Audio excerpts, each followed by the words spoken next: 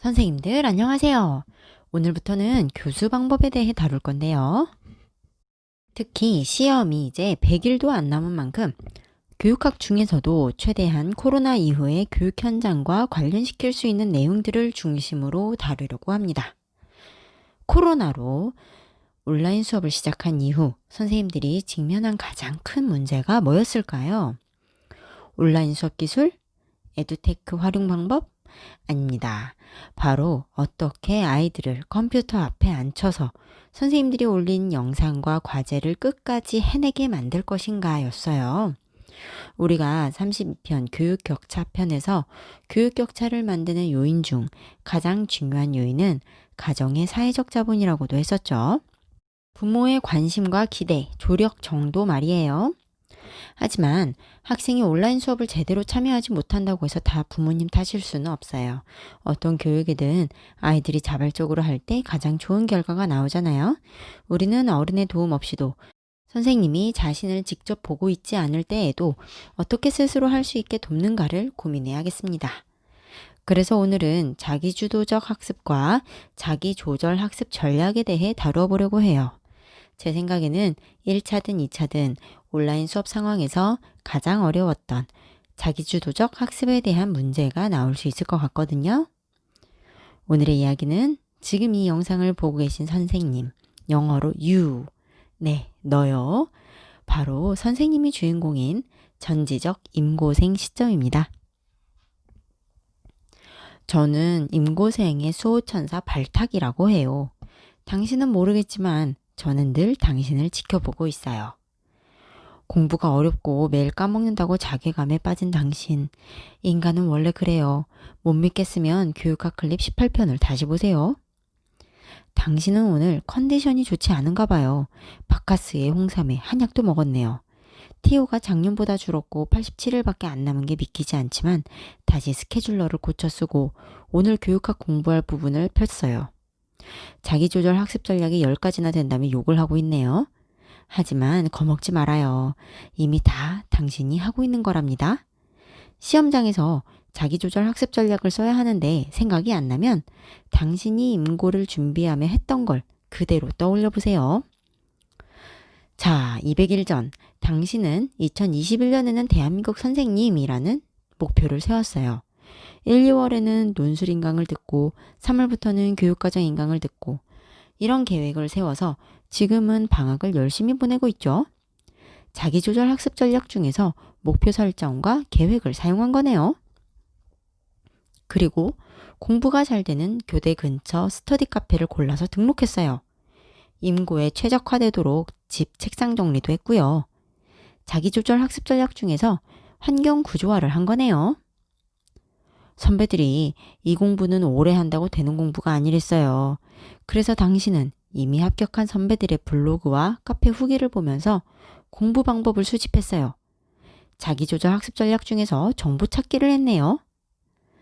그리고 공부를 하면서는 인강을 들은 강사 선생님의 교재 한 권에 단권화를 하기 시작했어요. 당신의 베프는 인터넷에서 단권화 자료를 구했네요. 어쨌든 공부하다가 알게 되는 거 꼭 기억할 것을 추가하면서 당신만의 암기 노트를 만들고 있네요. 자기조절 학습 전략 중에 조직화 및 변형을 하고 있네요. 자, 여름방학이 끝나가요. 이제는 본격적으로 외울 건 외워야 하는 시기가 왔어요. 당신은 매일 교학방을 수시로 보면서 반복 암기하고 있어요. 자기조절 학습 전략 중에서 시연 및 기억을 하고 있네요. 당신은 스터디에서 본 퀴즈 결과를 보면서 제대로 공부를 하고 있는 게 맞는지, 다른 스터디원에 비해 얼마나 알고 있는지 스스로에게 점수를 매겼네요. 스터디에서 중간은 하는 것 같으니 80점 정도 줄래요. 당신은 지금 자기조절 학습 전략 중에서 자기평가를 하고 있네요. 9월이 됐어요. 스터디원이 구해온 모고를 봤어요. 여름방학을 좀 아쉽게 보낸 것 같더라니 점수가 좋지 않아요. 그래도 당신은 실제 문제는 이 정도로 조잡하지 않을 거라고 믿으면서 담담히 결과를 기록하고 오답 노트를 만들어요. 자기조절 학습 전략 중에서 평가 기록 및 점검을 하는 거네요. 평가를 했으니 스스로 그에 대한 대가를 주기로 한 당신.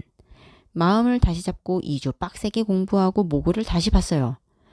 와, 점수가 올랐어요. 당신은 목표 점수를 넘겨 보고 싶었던 영화 한 편을 보면서 자신에게 상을 줬네요. 자기조절 학습 전략 중에서 자기 강화를 한 거네요. 그런데 시험이 2달도 안 남았는데도 당신은 논술이 불안해요. 은주클립에서 하는 첨삭을 받고 싶어서 9월 첨삭 신청을 하려고 알람도 맞춰놨어요. 신청날이 됐어요. 아, 이게 뭐 대단한 거라고 무슨 수강 신청도 아닌데 떨리는 손으로 댓글을 달았어요. 젠장 20명 봤는데 22번째래요. 노쇼를 기대해요. 어머, 포기하고 있었는데 노쇼가 나왔다고 은주쌤한테 연락이 왔어요. 글을 써서 보내는데 선생님은 무슨 자기가 시장도 아닌 것이 뭐가 그렇게 바쁜지 피드백이 안 와요. 그동안 당신은 가장 친한 스터디원에게 한 번 더 첨삭해달라고 청하면서 스스로 논술의 방향을 잡아나가고 있어요. 당신은 자기조절 학습 전략 중에서 사회적 도움 추구를 썼네요. 아, 시험이 1달 남았어요. 이제 한두 번 더 돌려야겠어요. 당신은 남들이 몇 번을 돌리든 상관없어. 난 한 번이라도 제대로 돌리겠어 라고 다짐해요. 흔들리지 않는 자가 합격한다고 은주쌤이 그랬거든요. 당신은 자기조절 학습 전략 중에서 복습을 했네요. 이 정도면 당신은 자기조절 학습 전략 천재라고 볼 수 있어요. 보세요. 이미 잘하고 있죠? 시험장에서 자기조절 학습 전략을 떠올려야 할 때 당신이 한 걸 떠올리세요. 잊지 마세요. 당신은 이미 잘하고 있어요. 찐이야. 완전 찐이야. 진짜가 나타났다 지금. 당신은 발탁될 거예요. 아, 오늘 이야기 진짜 길었죠? 진몸만에 자기조절 학습 전략이 10가지나 돼서 그래요. 하지만 그만큼 이미 이해하고 쉽게 기억하실 거라고 믿어요. 자기주도적 학습, 자기조절 학습, 무슨 차이일까요? 사실 학습자가 스스로 한다는 의미에서 2가지 개념은 비슷하며 혼용해서 쓰이는 경우가 많아요. 그런데 제가 문헌 자료들을 살펴보니까 자기주도적 학습은 학습 능력 또는 학습 방법이라는 말과 많이 쓰이고 자기조절 학습은 전략이라는 말과 많이 쓰이는 것 같더라고요. 자기주도적 학습은 말 그대로 학생이 스스로 주체가 되어 진행한다는 데 초점을 맞춘 개념이고요. 자기조절 학습은 학생이 스스로 자신을 통제하며 조절할 줄 아는 전략을 가르친다는 데 초점을 맞춘 개념인 것 같다는 생각이 들었어요. 어쨌든 스스로 하는 것이 중요하다는 건데 이런 방법이 왜 필요할까요? 첫 번째, 인간 본연의 자아실현 욕구를 실현시켜줍니다. 2번째, 자기주도적으로 성장하는 인간을 기르는 것은 교육의 근본적인 목표죠. 3번째, 평생학습이 필수인 지식정보화 사회에서 평생학습을 가능하게 하는 교육이 바로 스스로 하는 학습이죠. 4번째, 온라인 수업 등 학생의 주도성이 중요한 환경으로 교육 환경이 변화하고 있기 때문이에요. 그러면 이제 자기주도적 학습과 자기조절 학습을 구분해서 살펴볼게요. 먼저 자기주도적 학습은요. 학습 전 과정을 학습자 스스로 결정하는 학습 과정을 말합니다. 노을즈가 성인학습의 한 형태로 주장한 학습이에요. 자기주도적 학습은 이런 과정으로 진행됩니다. 스스로 요구 진단, 목표 설정, 전략 선택, 실행, 자기평가의 단계로 이루어져요. 스스로 필요한 게 뭔지 알고 목표를 세워서 방법을 찾아서 실행하고 스스로 평가한다는 거죠. 자기주도적 학습의 특징은 5자기예요. 자기주도성, 자기관리, 자기통제, 자기조절 전략 사용, 자기평가. 자기주도적 학습 신장 방안에는 이런 것들이 있어요. 논술에서 쓰라고 하기가 좋겠죠. 학생 참여형 수업을 운영하고요. 교육과정과 시간을 탄력적으로 운영해서 학생의 동기를 높이고 주제 중심으로 교과목 수나 교육 내용을 축소해서 유연성을 높여주는 거예요. 그러면 학생들의 동기와 요구에 맞추기가 한결 수월하겠죠. 학습자 특성이 반영된 자율적이고 개별화된 평가를 하는 것도 중요합니다. 그렇다면 자기조절 학습은 무엇일까요? 자기조절 학습은 자기주도적 학습과 유사하지만 반두라의 사회인지 학습 이론에 기반을 두고 있어요. 자기주도적 학습에 비해 강화와 환경, 모델이 중요한 역할을 하는 전략적 개념입니다. 자기조절 학습의 요소에는 이런 것들이 있어요. 스스로 하는 목표 설정과 계획, 전략 활용과 실행, 자기평가와 자기강화, 학습 환경 조성, 주변 자원 활용인데요. 이 중에서도 활용되는 전략의 유형은 크게 세 가지로 나뉘어요.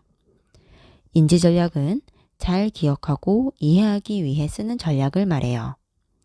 정교화, 조직화, 심상화하는 것이 가장 대표적인 인지 전략이에요. 반복 암기, 복습 정리도 해당됩니다. 메타인지 전략은 자신의 인지 과정을 계획, 점검하는 거죠. 자기 평가하고 자료를 검토하고 하는 방법 등이 해당이 됩니다. 행동 전략은 자신의 행동에 영향을 주는 요인들을 활용하는 전략을 말해요. 스스로 강화를 활용할 줄 알고 시간을 관리하고 주변에 도움을 요청하는 것들이 들어가죠. 학습 환경을 조성하고 주변의 인적 자원과 정보 자원을 적극적으로 활용하는 행위도 들어갑니다. 자기조절 학습 능력에 영향을 주는 요인은 크게 세 가지가 있어요. 개인적 요인, 환경적 요인, 행동적 요인이에요. 개인적 요인은 자기조절 학습에서도 가장 중요한 요인이래요. 자신의 기대, 타인의 평가에서 얻을 수 있는 자신의 능력에 관한 정보, 자기 효능감, 목표 설정 등이 해당됩니다. 환경적 요인은 모델링, 언어적 피드백, 주변 사람의 도움 등이 들어가고요. 행동적 요인은 자기 관찰, 자기 판단, 자기 반응이 들어갑니다. 짐머만의 자기조절 학습 전략에 대해 알아볼게요. 짐머만이 제시한 자기조절 학습의 순환적 3단계는 자기조절을 할 때 사람들이 순환적으로 거치는 과정을 정리한 거예요. 먼저 사람들은 행동하기 전에 생각하죠. 전사고입니다. 그리고 실제 행동하면서 스스로 인식하고 조절해요. 수행, 의지 조절입니다. 그리고 행동한 후에는 자신의 반응과 판단이 따라오죠. 잘했다, 못했다, 뭐 때문에 성공했다, 실패했다, 그리고 만족스럽다, 불만족스럽다 같은 결과들이요. 이런 것이 바로 자기 반응입니다.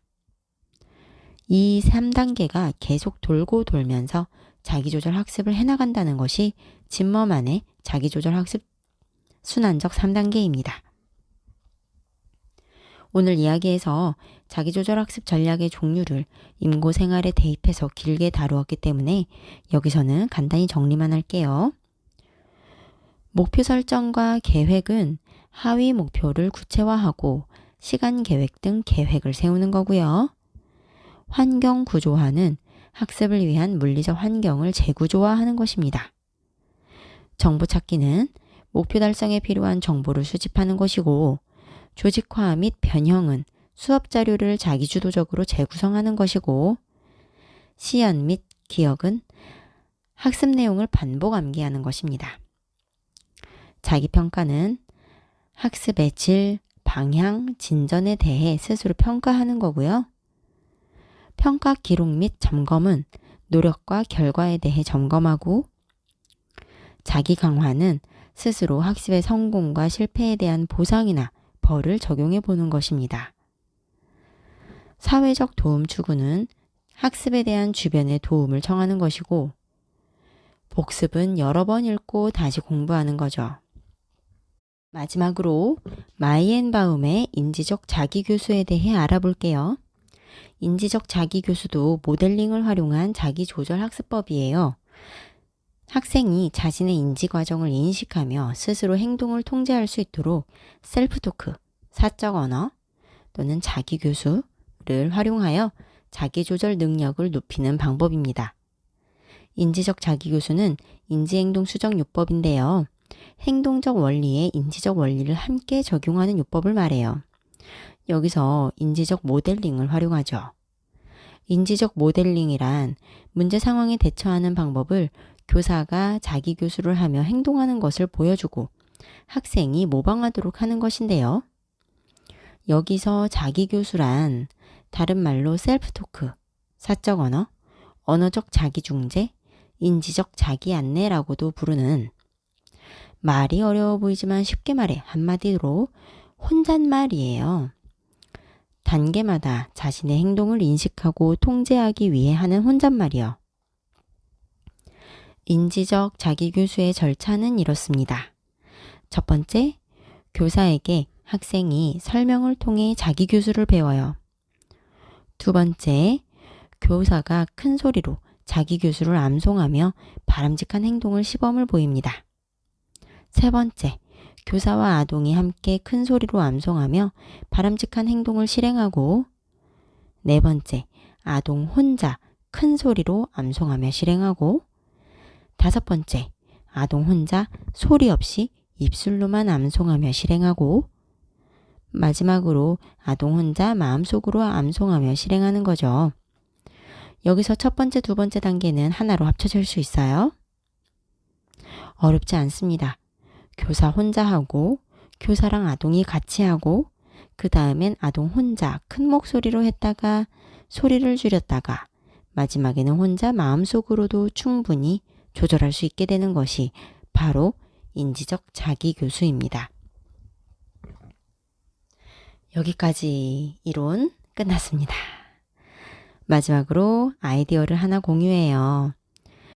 예전에 한 구독자 선생님께서 교육학 이론 중 온라인 수업 상황에 적용할 수 있는 것이 무엇이 있을지 댓글로 물어봐 주셨는데요. 오늘 교육학 클립을 준비하다 보니 온라인 수업 상황에서 학생들이 자기주도적 학습을 할 수 있도록 장려하는 아이디어로 이런 게 생각났어요. 반두라의 사회인지학습 이론 중 동시학습 모형을 응용한 자기주도 생활 스트리밍 프로젝트를 해보는 거예요. 자기조절 학습 요인 중 환경적 요인을 활용하는 방법입니다. 반두라의 사회인지학습 이론 중에서 동시학습 모형은요, 모델과 관찰자가 동시에 동일한 과제 학습을 수행하고 관찰자가 모델의 행동을 보고 그대로 따라하는 거예요. 관찰자의 행동이 모델의 행동일 때 행동이 촉진된다는 건데요. 예를 들자면 옆에서 모델이 될 만한 친구가 열심히 공부하는 걸 보고 자기도 자세를 고쳐잡고 같이 열심히 하는 거예요. 온라인 상황에서는 다른 친구가 실시간 수업 참여를 열심히 하는 걸 보고 따라할 수도 있고요. 다른 친구가 온라인 학습 브이로그를 올린 것을 보고 자기도 온라인 학습에 성실하게 참여하는 예도 있을 수 있죠.